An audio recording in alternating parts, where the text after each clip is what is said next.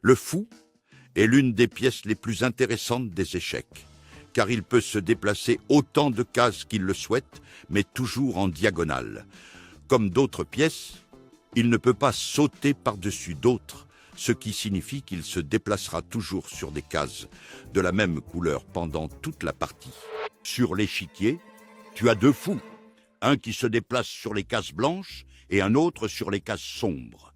Peu importe le nombre de coups que tu joues, ils ne se rencontreront ni ne se bloqueront jamais, car chacun contrôle des diagonales de couleurs différentes. C'est pourquoi ils forment une bonne équipe et se complètent parfaitement. L'origine du fou remonte au premier temps des échecs, lorsqu'il représentait une figure importante qui se déplaçait avec élégance sur l'échiquier.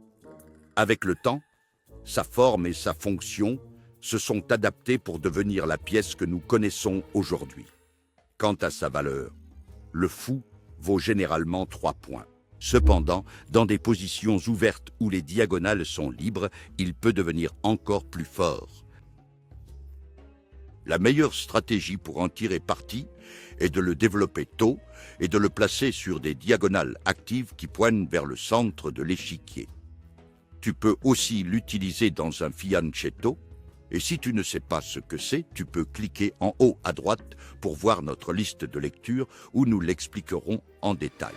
En plaçant le fianchetto dans un coin pour protéger le roc et dominer une grande diagonale.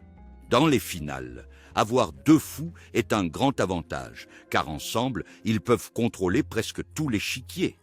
Maintenant que tu sais comment bouge le fou, un peu de son histoire et comment en tirer le meilleur parti, c'est à ton tour de pratiquer et d'apprendre.